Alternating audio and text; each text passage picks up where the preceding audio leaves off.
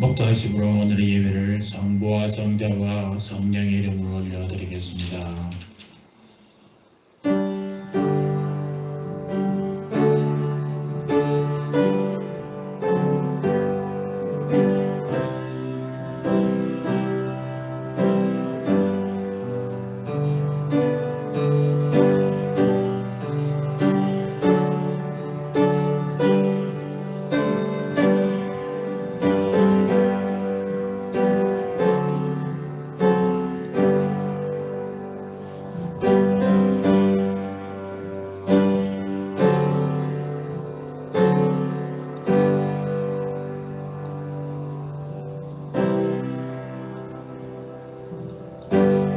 여호와를 경외하며 그의 길을 걷는 자마다 복이 있도다. 내 집 안방에 있는 내 아내는 결실한 포도나무 같으며 내 식탁에 둘러앉은 자식들은 어린 감람나무 같으리로다. 여호와를 경외하는 자는 이같이 복을 얻으리로다. 하나님은 영이시니 예배하는 자가 신령과 진정으로 예배할지니라. 아멘. 할렐루야. 거룩하신 하나님, 우리 아버지, 어버이 주일을 맞이하여 부모님을 공경하는 마음을 안고 성전을 찾아 나왔습니다. 부모님께 순종하며 받들어 섬기셨던 예수님의 모습을 기억합니다. 우리도 예배를 통해 부모님을 향한 효의 마음을 더욱 깊이 새기게 하여 주시옵소서. 부모님을 공경함으로 받게 되는 놀라운 은혜와 축복을 깨닫는 이 시간 되게 하여 주시옵소서. 이곳에서 함께 예배하는 연로하신 부모님에게 복을 더하여 주시고 성전으로 모시고 나올 부모가 없는 자녀들에게는 하나님께서 친히 부모가 되어 주셔서 한량 없는 사랑과 위로를 베풀어 주시옵소서. 오늘의 예배를 올라 영광 받아 주시옵소서. 감사합니다. 예수님의 이름으로 기도합니다. 아멘.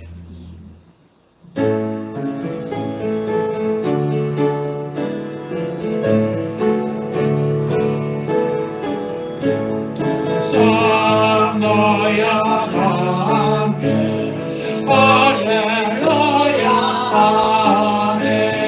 전자야 하여라 할렐루야 아멘. 저 보좌 앞에서 내가 지는 은혜를 다 찬송하여라.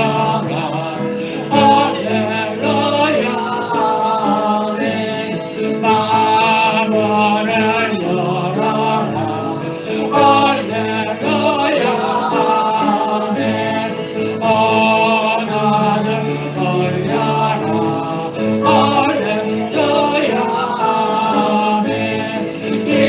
인도자 되시며 기꺼가 되신 주 그 사랑 끝없다.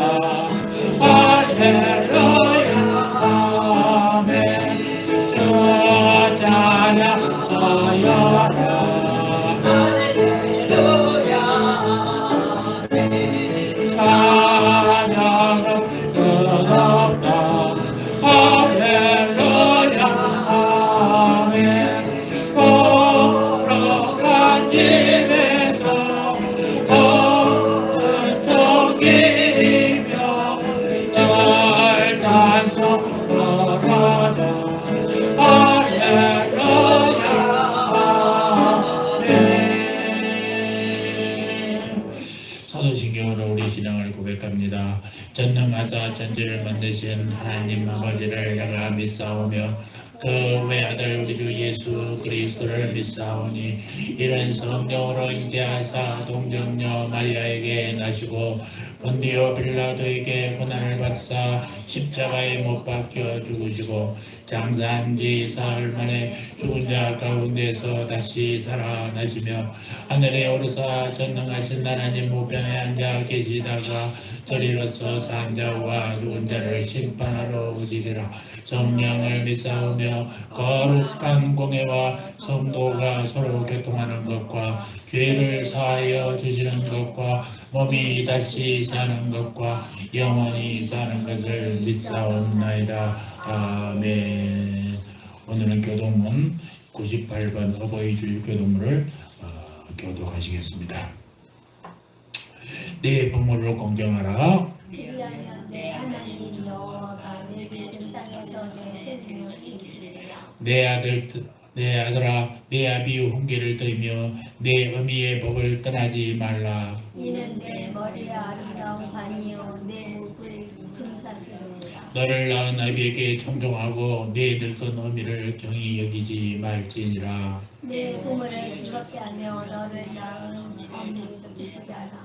자녀들아, 주 안에서 너희 부모에게 순종하라. 이것이 옳으니라. 내 아버지와 어머니를 공경하라. 이것은 약속에 있는 첫 계명이니 이로써 내가 잘되고 땅에서 장수하리라. 아멘. 자리에 앉아 찬송합니다.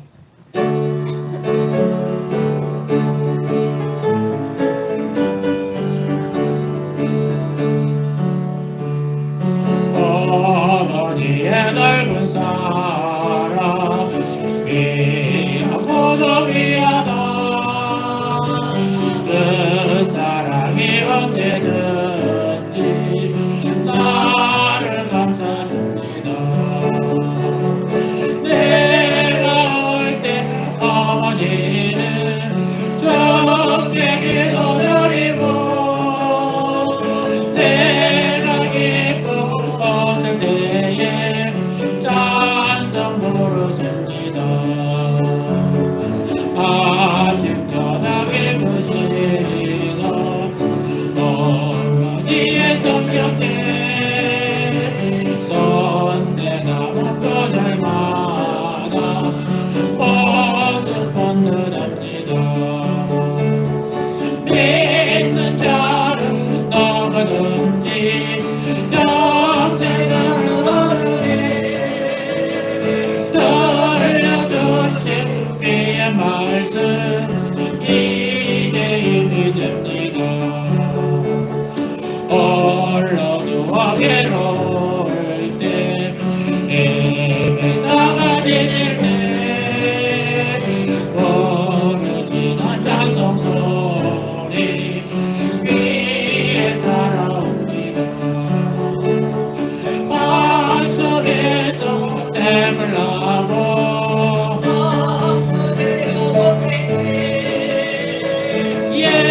예수님과 동행하며 어려울 것 없어라.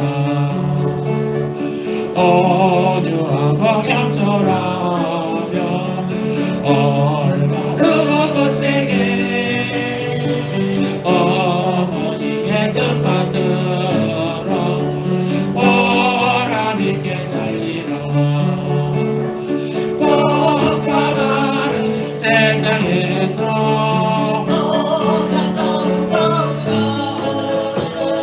생명길에 흐르는 것 길이 함께 살리라. 아멘. 만유를 주관하시고 다스리는 하나님 우리 아버지여, 혼란과 고통 가운데서도 희망의 꽃을 피우는 이 가정의 날 5월 둘째 주일 어버이 주일을 맞이하여 주님 전에 우리를 불러주시고 성령이 임재하신 가운데 주님을 찬양하고 예배하시니 감사합니다. 우리의 마음을 성령으로 충만케 하여 주시어서 하나님을 바라보게 하시고 우리의 귀를 열어주시어서 주의 음성을 듣는 시간 되게 하여 주시옵소서. 주님 우리에게 구원의 놀라운 은혜를 허락하여 주시고 구원받는 하나님의 자녀로 살아가게 하신 것 참으로 감사합니다. 하나님 오직 주님의 말씀만이 우리를 구원에 이르게 하는 것인데 하나님의 말씀을 얼마나 진실하게 믿고 살아갔는지, 말씀 가운데 나의 전부를 대드리는지 오늘 말씀을 통하여 다시 한번 우리의 삶을 되돌아보는 시간을 가질 수 있는 예배가 되게 하여 주시옵소서. 삶의 열매를 맺지 못하면서 내가 구원받다고 하는 교만에 빠지지 않도록 주님 도와주시옵시고 날마다 예수 그리스도를 닮아가는 거룩한 성화의 삶을 살아가게 하여 주시어서 복음의 능력으로 구원의 기쁨과 구원의 확신을 누리는 우리들을 되게 하여 주시옵소서. 세상의 헛된 것들의 소망을 두지 않게 하시고 오직 십자가의 그 구원의 복음이 우리의 삶의 모든 것을 내어 걸고 주님의 말씀만을 굳게 붙들고 하루하루 믿음으로 살아가는 우리들 되게 하여 주시어서 한 사람도 천국의 소망길에 나고자 없게 해 주시고 주님 나라에 들어가 주님과 함께 영원한 생명을 누리는 모든 세암의 가족들 되게 하여 주시옵소서. 이 나라를 사랑하시는 하나님 아버지요, 새로운 정부가 들어섭니다. 국가의 지도자들이 하나님이 주시는 양심의 소리에 귀 기울이게 하시고 작은 일에도 충성을 다하며 희망을 주는 정치하게 하여 주시옵소서. 이 나라를 지켜주시고 보호하여 주시옵소서. 우리 인생 가운데 하나님을 경외하고 이웃을 사랑하는 마음으로 살아가게 하시고 날마다 주님과 동행하며 말씀을 통하여 아버지의 주님을 더욱 알아가며 예배를 통해서 성령님 만나게 하시고 받은 은혜를 이웃과 나누는 아름다운 성도들의 삶이 되게 하여 주시옵소서. 아버지의 이 시간도 병원으로 고생하는 성도였습니다. 사랑하는 문집사님 치아 교정 수술을 받고 있습니다. 또 내일 또 우리 박대기 집사님 눈을 수술하는 큰 수술이 남아 있습니다. 모두가 신경이 예민하고 정밀하게 치료해야 할 부분입니다. 아버지 하나님이여 도와주시옵소서. 주님께서 함께하여 주시옵소서. 의사와 간호사의 손길들을 주님께서 주관하여 주시옵시고 치료하는 과정이나 회복하는 과정에 주여 주님의 은혜로 넘쳐나게 해 주시옵소서. 무사히 주님의 은혜로 다 고침을 받았다는 고백이 있는 그런 아버지의 치유의 기간들 되게 하여 주시옵소서. 이종의 이 시간 주님을 대신하여 말씀을 대언합니다. 성령의 권능으로 붙들어 주셔서 우리를 향한 하나님의 말씀이 우리 마음 가운데 선포되게 하여 주시옵소서. 이 시간 우리 모두는 주님의 말씀 가운데 베풀어지는 은혜를 덧입어 영원한 복을 즐거워하며 주님이 약속하신 영생의 길에 이르게 하여 주시옵소서. 감사합니다. 예수님 이름으로 기도합니다. 아멘. 하늘에 계신 아버지 이름 걸어가사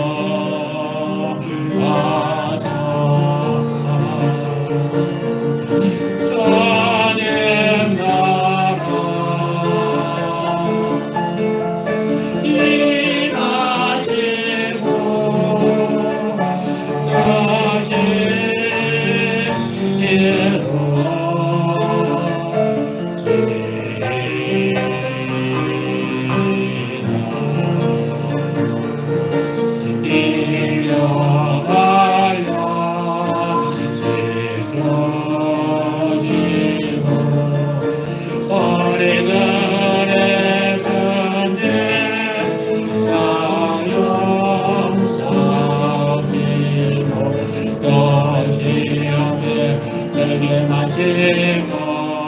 아래서 구원하소서. 내게 주의 나라 주의 권세 주의 영광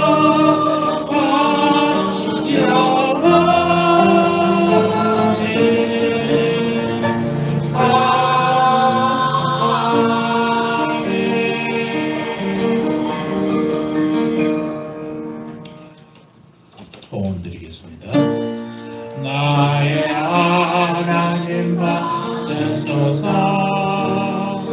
주께 드리는 이 예물을 소리 높여 감사로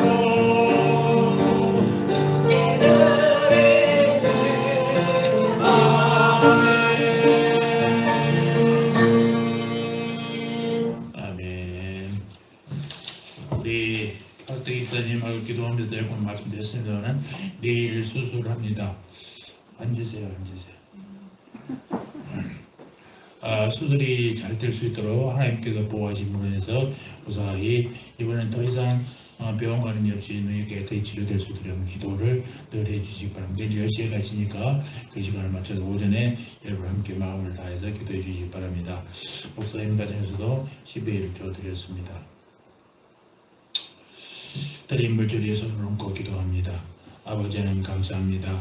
새로운 다짐과 소망을 가지면은 주 백성들을 주님께서 변함없이 지켜주시고 인도해 주시는 은혜와 사랑을 생각할 때 진심으로 감사를 드립니다. 주님의 능력 있는 손을 믿음으로 붙들고 따르기를 원하는 마음으로 물질의 일부를 가지고 나왔습니다. 삶의 환경이 어려웠지만은 지켜주시는 은혜와 주실 은혜를 생각하며 예물을 드립니다. 믿음으로 경영하고자 하는 다짐하는 마음까지도 바치오니 주님께서 예배하신 기업과 사람을 만나 형통하게 하여 주시옵소서. 12일 조각 감사의 예물을 드립니다. 공중의 새까지 더 넉넉한 식물을 챙겨주시는 주님의 풍성하신 손길이 땀을 흘리고 수고하는 기쁨과 수고의 대가로 가정이 넉넉하고 풍성해지는 축복을 하나님 주시옵소서. 힘들면 힘든 대로 넉넉하면 넉넉한 대로 한결같은 믿음으로 바치는 예물이니 백향목 같은 신앙으로 하나님 나라의 아름다운 일꾼으로 쓰임받기 원합니다. 가난한 자를 도울 수 있는 넉넉한 물줄 돌아가 주시옵소서. 저들이 부르짖는 간구마다 넘치는 은혜의 자들을 응답하여 주시고 감사의 감격이 삶 가운데 항상 있게 하여 주시옵소서. 특별히 우리 박태기 집사님 주여 수술을 때올 때 두려움이 있습니다. 그러나 아버지 하나님이여 주님께서 함께하여 주시어서 두려움도 없게 하시고 의사와 간호사의 손길 의료진들의 손길을 통해서 아버지 하나님이여 깨끗이 치료받는 아버지 그리고 회복되는 역사가 있게 하여 주시옵소서. 주장한 놈도 드립니다. 믿음의 삶으로 사람들에게 인정받아 책임 있는 일꾼들로 성장하게 하여 주시옵소서. 감사합니다. 예수님의 이름으로 기도합니다. 아멘. 감사합니다. 오늘도 건강한 모습으로 이렇게 예배에 함께 참여하게 돼서 정말 감사합니다. 지금도 뭐 한 2만 명 정도 환자들이 나오고 있어요. 우리가 몇백 명 할 때와 생각하면 많지만은 만실 감소세가 마스크를 실내에서 벗는다 해도 감소세 있으니까 다행입니다. 그래도 걸린 사람들이 있습니다. 우리 시차에서도 좀 두 목사님 부부가 걸리셔가지고 심하지는 않지만은 아들 걸리셨습니다. 그러나 여러분 잘 치료될 수 있도록 바라면서 우리도 끝까지 걸리지 않기를 여러분들 조심하시기 바랍니다. 이거는 기도한다고 되는 문제가 아니에요. 여러분들이 조심하셔야 돼요. 조심하는 수밖에 없어요. 아까도 말씀드렸지만 문집사님이 이빨 치료해가지고 식사도 못하시고 그러는데 여러분들 기도해 주셔서 빨리 저것이 하루아침에 되는 문제는 아닙니다만 장기간으로 고생하십니다만은 함께 기도해 주시고 우리 박대기 집사님 월요일날 안과 수술 잘 될 수 있도록 더 기도해 주시기 바랍니다. 코로나로 뭐 대부분의 규제가 풀렸으니까 모임이 풀렸으니까 어제 뭐 어린이날 같은데 여기 롯데월드 에버랜드 이런 데는 막 사람이 들어갈 수 없을 정도로 엄청난 인파가 몰렸답니다. 2년 반 만에 풀리니까 사람들 다 그러겠지만 하여튼 그런 곳에서도 더욱더 조심하시기 바랍니다. 예배 후에 식사하면서 또 사랑의 교제를 나누겠습니다. 자, 오늘의 말씀은 로마서 7장 1절로 13절까지의 말씀입니다. 로마서를 계속했는데요. 오늘은 어버이날, 어버이 주일이기 때문에 어버이에 대한 얘기를 해야 되는데 어버이 꽃을 달 자격이 있는 사람도 우리 문집사님밖에 없는 것 같고 부모들도 다 돌아가시고 자녀도 없는 우리 나머지 사람들이어서 우리 문집사님은 꽃 대신 식사 맛있는 건강을 위해서 드리는 것도 좋을 것 같아서 제가 꽃은 준비 모두 안 했습니다. 이해하시기 바랍니다. 자, 로마서 7장 1절로 13절까지. 자, 한 절씩 우리 교독하십시다. 형제들아, 내가 법 아는 자들에게 말하노니 너희는 율법이 사람의 살 동안만 그를 주관하는 줄 알지 못하느냐. 남편 있는 여인이 그 남편 생전에는 법으로 그에게 매임받으나 만일 그 남편이 죽으면 남편이 법에서 벗어나느니라. 그러므로 만일 그 남편 생전에 다른 남자에게 가면 음보라 이르되 남편이 죽으면 그 법에서 자유케 되나니 다른 남자에게 갈지라도 음보가 되지 아니하느니라. 그러므로 내 형제들아, 너희도 그리스도의 몸으로 말미암아 법에 대하여 죽임을 당하였으니 이는 하나님이 곧 죽은 자 가운데서 살아나신 이에게 가서 위하여 열매를 맺히게 하려 함입니다. 우리가 육신에 있을 때에는 율법으로 말미암는 죄의 정욕이 우리 지체 중에 역사하여 우리로 사망을 위하여 열매를 맺게 하였더니 이제는 우리가 오늘던 것에 대하여 죽었으므로 율법에서 벗어났으니 이러므로 우리가 영원히 새로운 것으로 섬길 것이요 의인의 목숨이 그런즉 우리가 무슨 말을 해요? 율법이 죄냐? 그럴 수는 아니라 율법으로 말미암지 않고는 내가 죄를 알지 못하였으니 곧 율법이 탐내지 말라 하지 아니하였다면 내가 탐심을 알지 못하였으리라. 그러나 주가 기회를 가서 계명으로 말미암아 내 속에서 각각 하나님을 이루었느니 이는 법이 없으면 주가 죽은 것입니다. 전에 법을 깨닫지 못할 때에는 내가 살았더니 계명이 이름에 죄는 살아나고 나는 죽었도다. 생명에 이르게 할 그 계명이 내게 대하여 드디어 사망에 이르게 하는 것이다. 죄가 기회를 타서 계명으로 말미암아 나를 속이고 그것으로 나를 죽였는지라. 이로 보건대 율법도 거룩하며 계명도 거룩하며 의로우며 선하리다. 그런즉 선한 것이 내게 사망이 되었느냐? 그럴 수 없느니라. 오직 죄가 죄로 드러나기 위하여 선한 그것으로 말미암아 나를 죽게 만들었으니 이는 계명으로 말미암아 죄로 심히 죄되게 하려 함이니라. 아멘. 계속해서 로마서를 지금 보고 있어요. 로마서 강의라고 했는데 여러분들이 로마서 강의하는 동안에 계속해서 로마서를 일주일에 한 번씩 전체를 읽어가면서 그 로마서에 있는 지식을 통해서 설교를 들으면 이해 안 되는 부분은 이해될 것이고 이해된 부분은 더 머릿속에 깊이 남게 될 줄 믿습니다. 그래서 항상 한 주마다 여러분들 로마서를 계속해서 한 번씩 읽으시기를 바랍니다. 자, 교회의 본전에 들어와 있는 사람들, 그러니까 믿음의 사람이든지 그렇지 않든 간에 예수님을 확실히 만나지 못한 사람들의 삶에 있어서 가장 중요한 규범은요, 율법이에요. 그들은 율법과 함께 율법에 매인바 되어서 살고 있다라는 것입니다. 나는 유대인들이 율법과는 상관없다 할지 모르지만 로마서 2장에 보면 바울 사도는 이방인들에게도 율법이 있다라고 말씀하고 계세요. 그들의 양심이 율법이 되어서 하라 하지 말라라고 하는 우리 마음속에 들리는 끊임없는 양심의 목소리는 율법의 기능과 본질적으로 유사한 내용들인 것입니다. 우리는 다 율법이라는 규범에 의해서 살고 있습니다만 우리의 딜레마는 율법이 하라는 것은 하지 못하고 하지 말라는 것은 꼭 하고 있다는 것입니다. 따라서 우리는 율법의 경계를 피할 수가 없어요. 양심의 가책은 더해지고 우리는 양심의 명령, 도덕의 명령을 따라 살지 못하는 자신의 범죄한 삶의 모습을 볼 때마다 삶에 있어서 절망감을 느끼게 된다는 것입니다. 그러던 우리가 어느 날 예수라는 새로운 남편을 만났어요. 이제부터 우리의 삶은 율법에 의해서 사는 것이 아닙니다. 그리스도로 말미암아 사는 것이에요. 이럴 때면 율법이라는 남편은 이제 죽었어요. 그러나 사실상 율법 그 자체의 기능은 결코 죽은 것이 아니에요. 율법은 아직도 우리들에게 메시지를 계속해서 던져주고 있다는 것입니다. 바울은 죽음 그 자체를 통해서 우리가 해방되었다는 사실을 설명하기를 원하고 있습니다. 그러나 아직도 율법의 기능 그 자체는 현존하는 것이기 때문에 4절에서 이렇게 설명을 구원하지 않습니까? 4절에서 볼까요? 시작. 그러므로 내 형제들아 너희도 그리스도의 몸으로 말미암아 율법에 대하여 죽임을 당하였으니 이 말씀처럼 옛 남편과의 관계가 남편이 죽으면 청산이 된다라는 것입니다. 오늘 제목이 뭐예요? 결혼 관계로 비유된 율법과 죄에 대한 문제예요. 설명이 어려워서 결혼 관계를 이렇게 풀고 있다는 것입니다.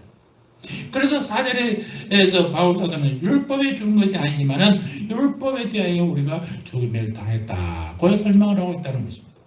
우리가 예수를 믿었을 때 우리는 예수라는 새로운 삶의 원리를 가지고 살게 되기 때문에 율법과의 관계는 죽음을 통해서 이제 청산되는 것과 마찬가지란 말입니다. 이제 우리는 예수 그리스도로 말미암아 인생을 살아가게 된 자들이 우리가 율법 율법에 의해서 산다는 것과 예수 그리스도로 말미암아 삶을 산다는 것은 본질적으로 어떤 차이가 있을까? 이 차이를 이해하는 것은 도덕과 신앙이 어떻게 다른 것인가, 혹은 종교와 기독교가 어떻게 다른 것인가를 기독교 신앙의 가장 중요한 명제를 우리들에게 제공하고 있다는 것입니다. 그것은 여러 가지 면에서 본질적인 차이를 드러내게 돼 있어요. 첫째, 삶의 동기가 다르다는 것입니다. 종교와 기독교는 전혀 달라요. 도덕과 신앙은 전혀 다르다는 것입니다. 삶의 동기가 첫째 다른데, 우리가 율법을, 도덕을 또는 양심을 삶의 주인으로 알고 살아갈 때 그 삶의 동기가 있다면 그 동기는 오늘의 본문의 표현처럼 육신적인 동기다라고 말할 수가 있어요. 자, 5절에 보십시오. 우리가 육신에 있을 때 라면서 육신의 단어가 등장하지 않습니까? 여기서부터 시작해서 8절에도 계속해서 육신이라는 말이 등장하는데, 먼저 육신이라는 말은 글자, 문자 그 뜻대로 육신, 육체가 아니에요. 이 말을 잘 새겨드려야 됩니다.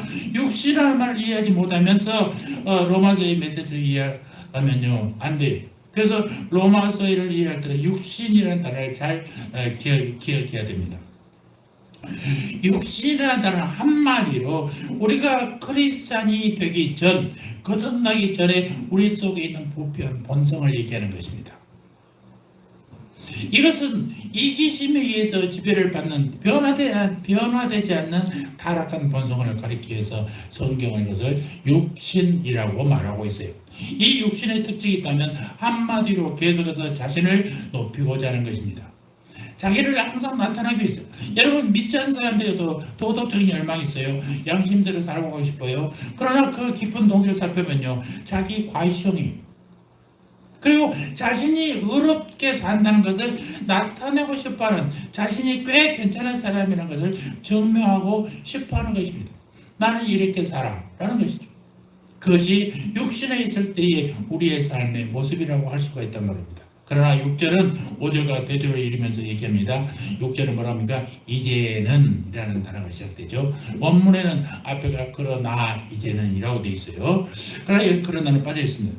6절 다 같이 봅시다. 시작. 이제는 우리가 얽매였던 것에 대하여 죽었으므로 율법에서 벗어났으니 이러므로 우리가 영의 새로운 것으로 섬길 것이요 의문에 묵은 것으로 아니할지니라. 의문, 이거는 무언가 더 영어로 Y가 아니라 의문, 글자에 쓰여진 것을 얘기하는 거예요. 보통 자연의 삶의 동기는 양심에 따라서 혹은 도덕에 따라서 산다고 말한다면, 우리는 그리스도인의 삶의 동기는 뭐예요? 성령에 의해서 산다라고 말씀하고 있다는 것입니다. 우리가 예수 그리스도를 구주와 주님으로 영접했을 때 주의 영이 내 삶에 임재했어요. 이제는 그 성령님이 우리의 삶을 인도하시고 이끌어 가신다라는 것입니다. 성령님이 우리에 오시고 역사하시는 성령님이 가장 중요한 사역을 한마디로 말할 수 있다면, 성령님은 예수님을 증거하는 거예요. 성령님은 예수님을 높이고 드러내고 그분의 영광을 나타내기 위해서 오신 분이에요. 성령님의 사역은 한마디로 예수님을 그저 높이는 거예요. 예수님을 나타내게 되는 거예요. 그래서 어떤 사람의 삶 속에 예수님이 오셔서 주의 영이 그 마음속에 거하시고 성령의 인도하심을 받기 시작한다면 그 속에 삶에 대한 새로운 동기가 생기는데, 그 동기가 뭐냐? 바로 예수님을 나타내고 싶어하고 예수님을 영화롭게 하고 예수님을 더욱 기쁘게 하는 삶, 이것이 나타나야 된단 말입니다. 그래야 저 사람이 예수 믿고 변화되었구나 라고 얘기할 수가 있는 것입니다. 그리스도인들도 도덕적이 되어야죠. 예수 믿는 사람이 도덕적으로 엉망인 사람이 있습니까? 그렇지 않아요. 그러니까 교회 다니면 착한 사람 된다더라 하는 얘기는 뭐예요? 세상 사람보다 훨씬 더 도덕적이고 윤리적으로 삶을 살게 되는 거예요. 왜? 하나님을 기쁘게 하는 사람. 하나님께서 무엇을 나쁘게 살라고 합니까? 세상 사람들은 오늘 어버이날은 제사도 안 되는 것들이 하면서 비꼬아서 얘기합니다만, 오늘도 분명히 성경이 말씀하지 않습니까? 살아계신 부모님을 섬기는 우리 최선을 다하는 것입니다. 돌아가신 분은 돌아가셔서 제사 지내고 아무리 묘를 좋게 한다고 해서 무슨 소용이 있겠어요? 장례식을 거창하게 한다고 해서 무슨 소용이 있겠냔 말입니다. 살아계실 때 잘하는 거예요. 이게 기독교 정신이에요. 근데 우리들은요, 도덕적으로 사는 사람이 절대로 자기 과시용이 아니란 말이에요. 나는 이렇게 산다라는 그런 게 아니에요. 우리 큰형님은 철저한 유교 신봉자였어요.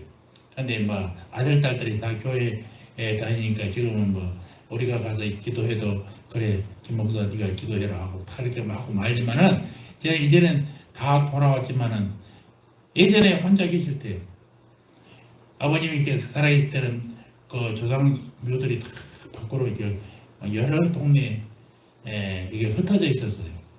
우리가 저쪽에 면 사무실 소재에서 살다가 이쪽으로 이사 온 관계로 이렇게 떨어졌었는데 아버지 때 못했던 것을 큰형님이 다 모아서 한쪽에다 이렇게 선산을 이제 땅을 사서 산을 사가지고 마련했죠. 그러니까 그게 뭐가 돼요? 아, 김영수가 이렇게 꾸며놨다더라 하고 자랑하는 모습이 돼요. 죽은 사람 유고를 모아놓고 거의 무슨 효과가 있겠어요?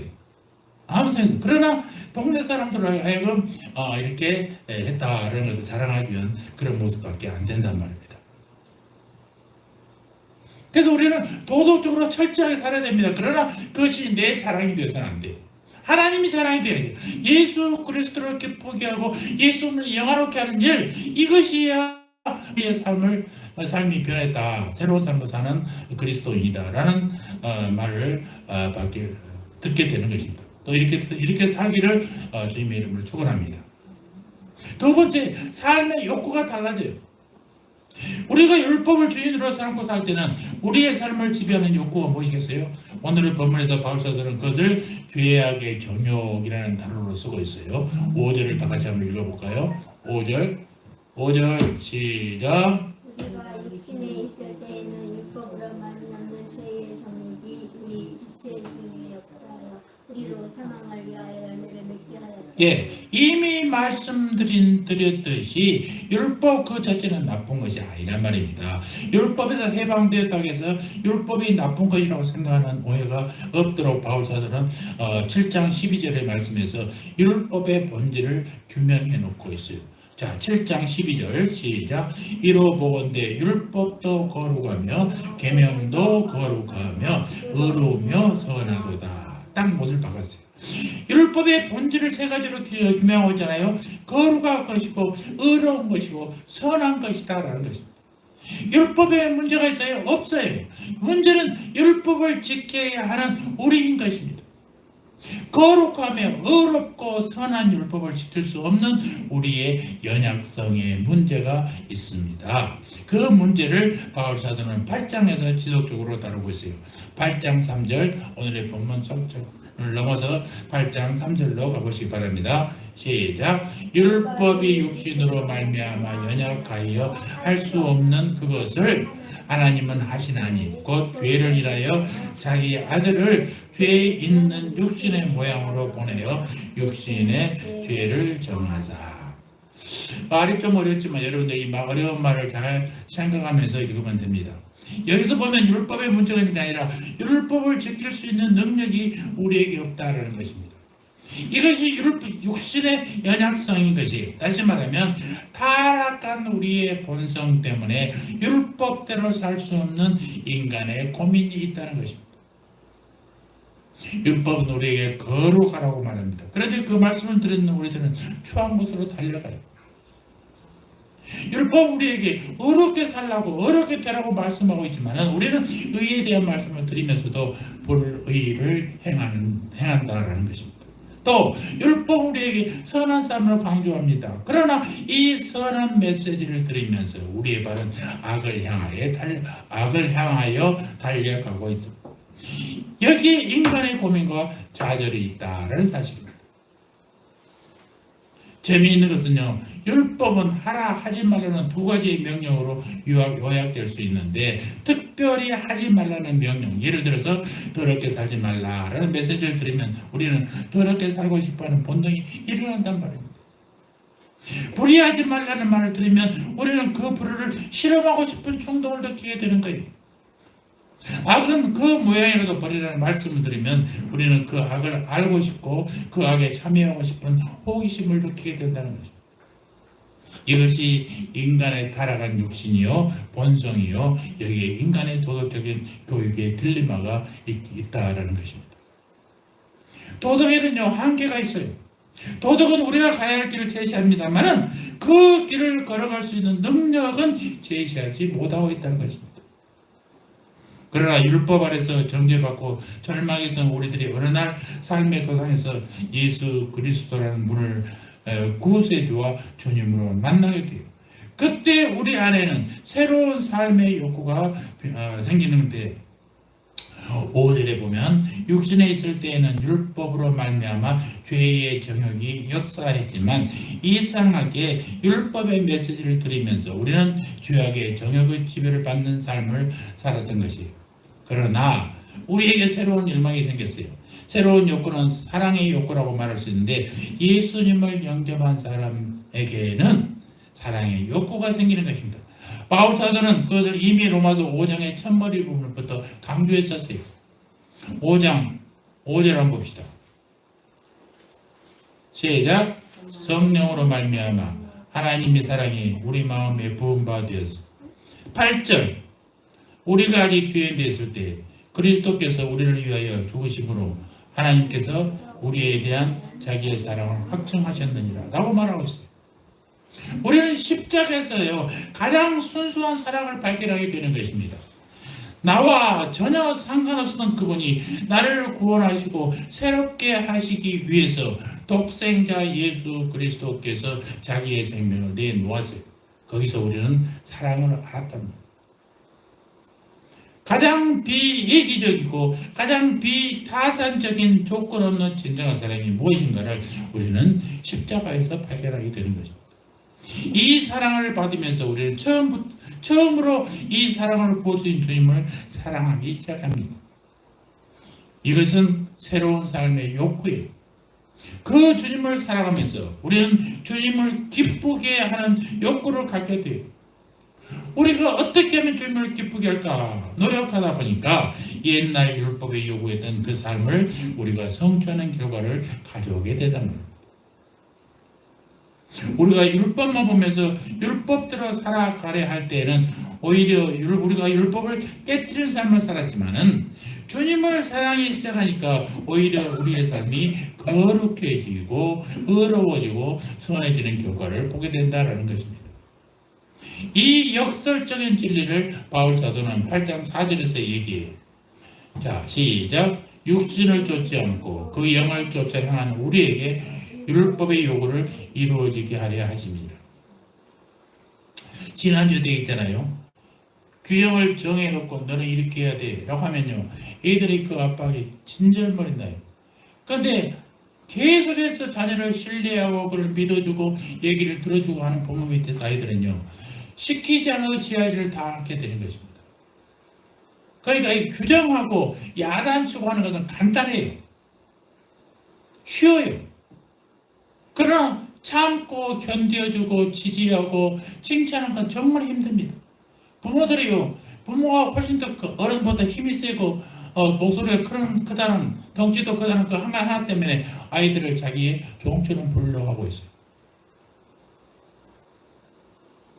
가정 사회도 마찬가지예요. 권력과 힘이 있는 걸로 부하 직원들을 마구잡이로 몰아치는 경우도 있단 말입니다.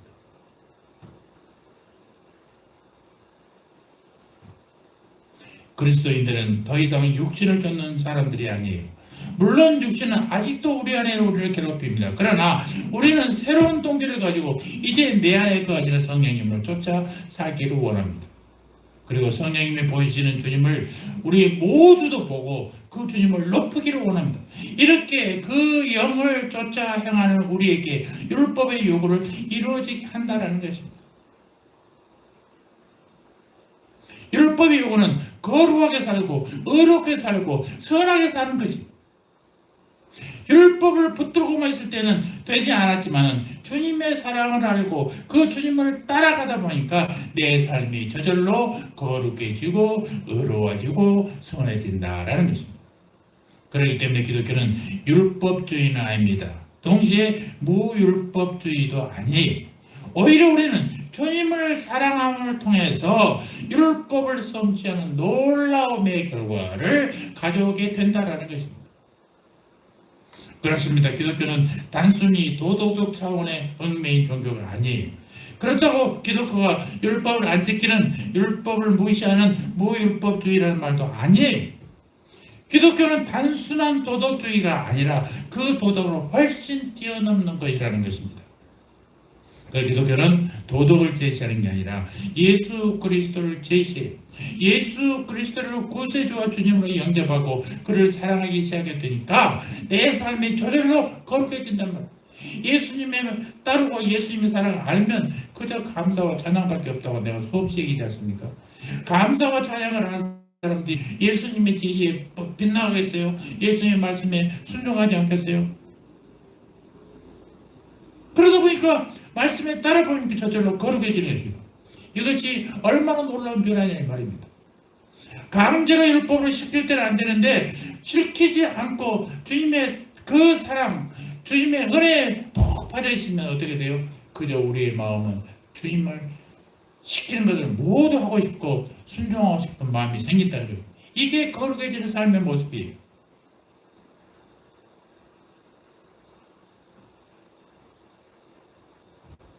불량 청소년 한 학생을 변화시키기 위해서 부모가 별별 노력을 다 했습니다. 그런데 아무리 노력해도 변하지 않아요. 학교에서는 선생님이 노력합니다. 가정에서는 부모님이 노력합니다. 안 변해요. 그런데 어느 날 이 불량 소년이 여학생을 하나 만났어요. 여학생을 만나는 것 자체도 막 부모님이나 선생님들은 노발대발 난리하지. 네 주제에 무슨 소리. 그런데 이 여학생을 만나고 사귀고 사랑에 빠지게 되니까 누가 잔소리 안 해도 그 여학생이 잘 보이려고 머리도 단정하게, 옷도 단정하게, 말도 이쁘게, 그리고 공부도 하기 시작해. 변했어. 이것을 어떻게 설명하겠어요? 비슷한 예가 어떤 잡지를 읽다가 제가 발견했는데요. 네덜란드에서 엘리나라는 할머니, 78세대 할머니예요. 할머니가 평생 소원이 담배 끊는 거 있어요. 50년 동안 그 담배와 씨름했어요. 안 끊어져. 자기도 끊으려고 노래도 안 끊어져. 옆 사람들이 그렇게 해도 안 끊어져. 그런데 어느 날 이 엘리나 할머니가요, 경로당에 가서 제이슨이라는 노인 아저씨를 만나서 할아버지를 만났어요. 근데요, 이 할아버지와 연애가 시작됐어요. 여러분 나이가 많아도 연애의 감정은 항상 살아있지 않습니까?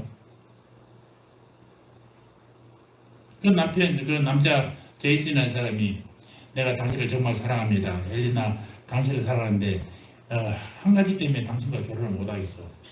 그럼 무엇이 그 걸립니까? 그랬더니 나는 담배 연기를 너무나 싫어합니다. 당신이 담배 피는 거 그것 때문에 내가 같이 살 수가 없습니다. 그랬더니 이 엘리나 할머니가 50년 동안 그렇게 끊지 못했던 담배를 바로 딱 끊어버렸답니다.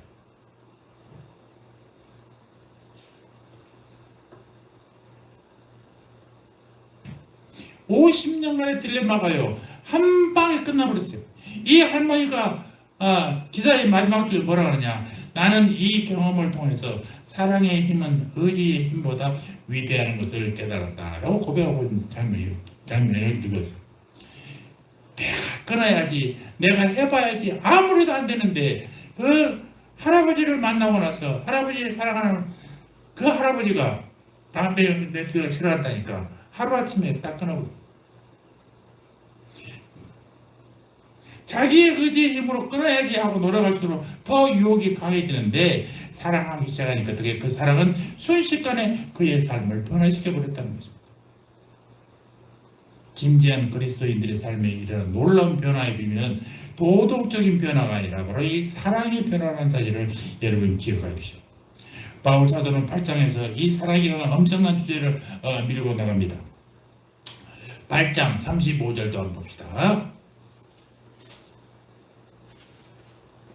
시작. 누가 우리를 그리스도의 사랑에서 끊으며 아멘. 누가 우리를 그리스도의 사랑에서 끊으리요? 또 고린도후서 5장 13절 이하에서는 자신의 삶을 솔직히 드러내면서 이렇게 고백합니다. 여러분, 저는 미쳤습니다. 여러분이 나를 미쳤다고 말하는 건 사실입니다. 나는 하나님께 미쳤습니다. 내가 미쳤다면 하나님을 위해서 미친 것입니다. 그 이유는 그리스도의 사랑이 우리를 강권하고 있기 때문입니다.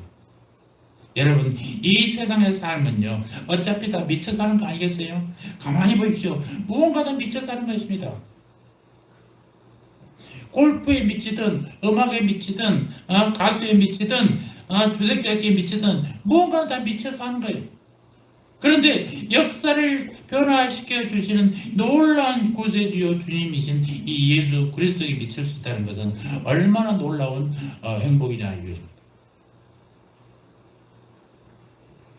신명기 33장 29절에도 하나님께서 이제 가나안 땅으로 들어가는 이스라엘 백성들 12지파들을 모아놓고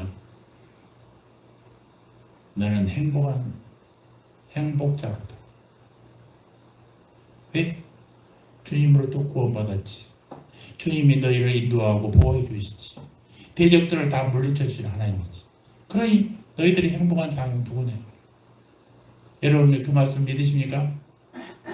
믿으십니까? 여러분이 행복한 자입니다. 하나님이 너희는 행복자로다 그러면 나는 어떻게 대답해요? 나는 행복자입니다. 다 같이 나는 행복자입니다. 예, 나는 행복자라는 여러분 잊지 마셔야 돼요. 아직도 내가 어쩌는데 죄인처럼 죄를 사는 게 아니에요. 하나님이 내 죄를 깨끗하게 도말해 주셨으면 나는 행복자인 거예요. 예수님이 나의 삶의 주인 되기 시작한 이후부터 그를 기쁘시게 하기 위해서 내 삶은 변화된단 말입니다. 그리고 내 삶은 도덕적으로 능가하는 삶을 살게 돼요. 여기 우리의 삶에 새로운 욕구가 생기기 시작합니다. 그것이 바로 뭐예요? 사랑의 욕구. 사랑하면 변하는 거예요. 세 번째, 삶의 열매가 다르다는 사실입니다. 육신에 있을 때에는요, 우리를 지배하고 있던 것은 죄의 정욕이었어요. 그 정욕이 5절에서 뭐라고 합니까? 사망을 위한 열매를 맺게 했어요. 그러나 이제 달라졌어요. 4절에 보면 우리 4절 한번 봅시다. 시작. 형제들아, 너희도 그리스도의 몸으로 말미암아 율법에 대하여 죽임을 당하였으나 이는 다른 이 곧 죽은 자 가운데서 살아신 이에게 가서 우리로 하나님을 위하여 열매를 맺히게 하려 함이니이다. 전에는 단순히 도덕적인 삶이 내 삶의 규범이었어요. 그러나 이제는 다른 남편에게로 시집을 가서 하나님을 위한 열매를 맺는 삶을 살게 된다는 것입니다. 전에는 사탄을 위하여 열매를 맺던 우리가 이제는 하나님 위하여 열매를 맺습니다. 전에는 육신의 열매를 맺던 우리가 이제는 성령의 열매를 맺게 된다는 거예요. 이 두 가지 극적인 삶의 대조를 여러분 보시기 바랍니다. 여러분 아직도 타락한 육신의 본성을 쫓고 있습니까? 아니면 예수님을 영접하고 우리 안에서 역사하시는 성령님을 쫓아 행하고 있으십니까? 우리를 인도하시고 우리와 함께 하시고 우리를 이끌어 가시는 그 성령님을 쫓아갈 때에 우리의 삶 속에 맺어지는 그 놀라운 열매, 그 풍성함의 열매를 여러분들이 느끼시기를 바랍니다. 아시기를 바랍니다. 바로 이 부분을 사도 바울은 갈라디아서에서 다루고 있어요. 다 같이 한번 찾아볼까요? 갈라디아서 5장 16절 한번 찾아봅시다. 갈라디아서 5장 16절.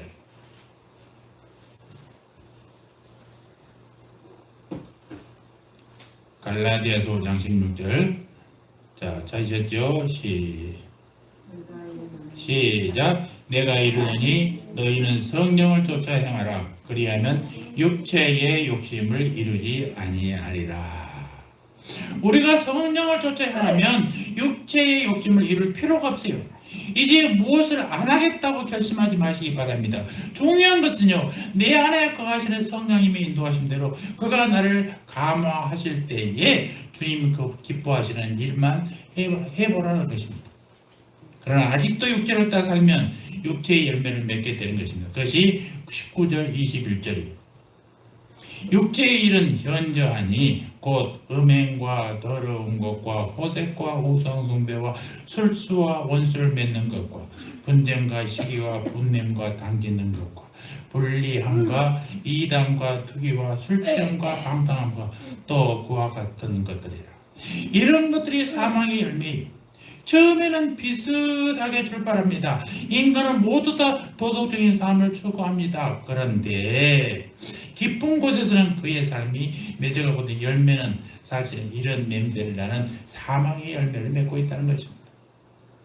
그러나 성령님을 쫓아갈 때는 어떤 열매를 맺게 됩니까?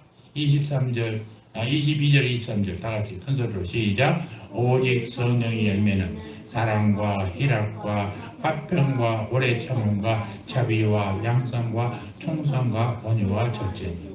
성령의 9가지 열매가 열거되어 있지 않습니까? 여기서 열매라는 단어가 단수로 기록되어 있어요.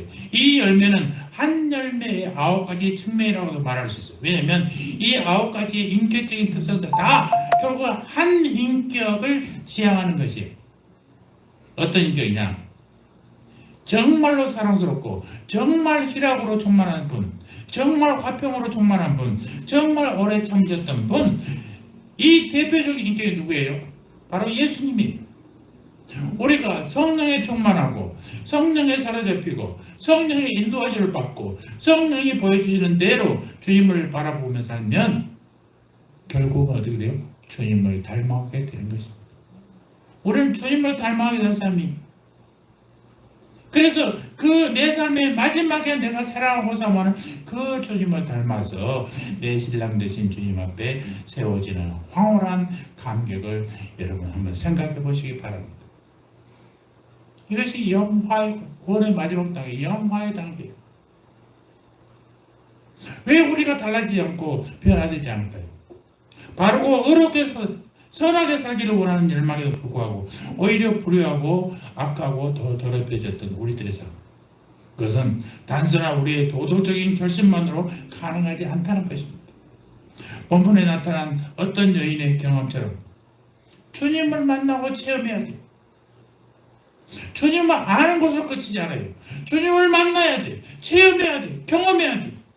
주님이 주시는 새로운 동기와 욕구가 새로운 열매를 맺는 삶을 살게 되는 것입니다.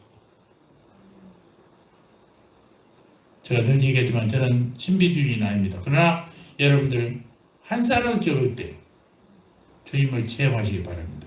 주님을 만나시기 바랍니다. 그럼 분명히 주님 주시는 열매가 우리 삶에 나타날 것입니다. 열매를 기대는 했지만 이렇게 큰 열매가 맺을 줄은 몰랐지. 그런데 정말 주님을 만나고 체험하면요, 이런 열매를 맺게 된다는 사실입니다. 우리 삶의 모든 가족들도 주님을 만나고 체험하는 열매 맺는 성도 되시기를 주님의 이름으로 축원합니다. 아멘. 할렐루야. 하나님 우리 아버지 감사합니다. 오늘도 로마서를 통해서 은혜 주시오니 참으로 감사합니다. 우리는 종교를 가지고 있는 게 아니라 예수 그리스도를 믿어 구원에 이르는 믿음을 가지고 있습니다. 기독교는 본질적으로 삶의 동기가 다름을 알게 하시니 감사합니다. 기독교의 삶의 동기는 성령 위에 사는 것, 삶의 욕구가 다릅니다. 예수 그리스도를 구주와 주님으로 영접하고 그를 사랑하기 시작하게 되니까 내 삶이 저절로 거룩해지는 것입니다. 삶의 열매가 다릅니다. 성령이 보여주시는 주님을 바라보고 살면 주님을 닮게 되는 거룩한 삶을 사는 우리들이 될 것입니다. 주님 말씀에 깊은 확신과 믿음을 가지고 그리스도인으로서 자존감을 높이며 자랑스러운 그리스도인으로 이 사회에 우뚝 서게 하여 주시옵소서. 감사합니다. 예수님 이름으로 기도합니다. 아멘.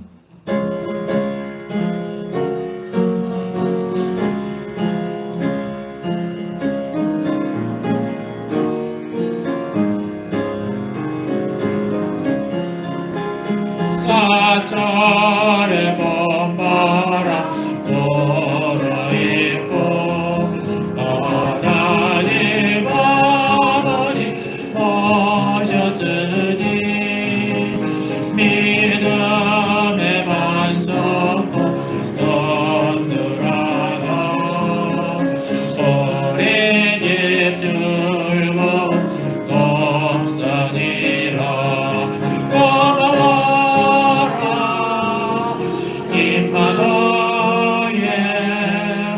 예수만 섬기는 우리들 고마워라 임마누엘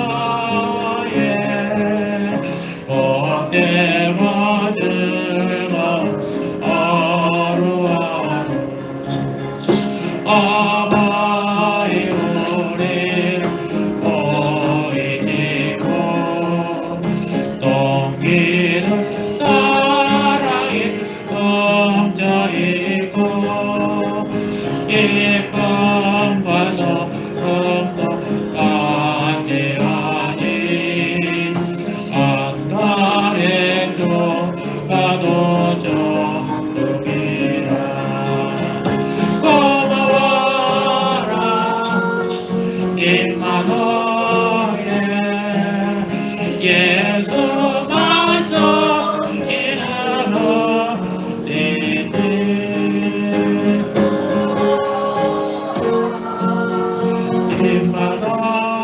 임마누엘 복되고 즐거운 하루하루 아침과 저녁 수고하여 다 같이 일하는 헌신구가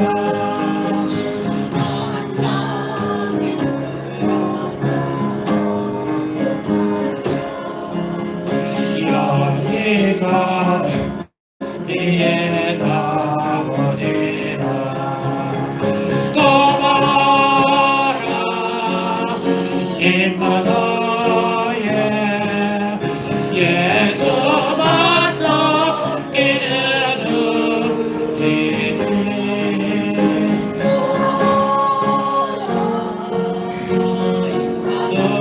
너의 복되고 즐거운 하루하루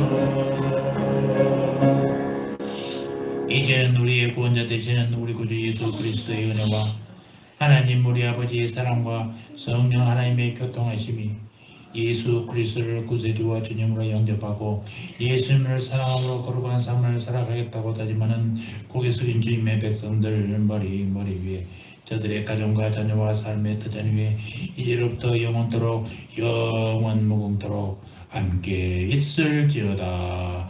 아멘.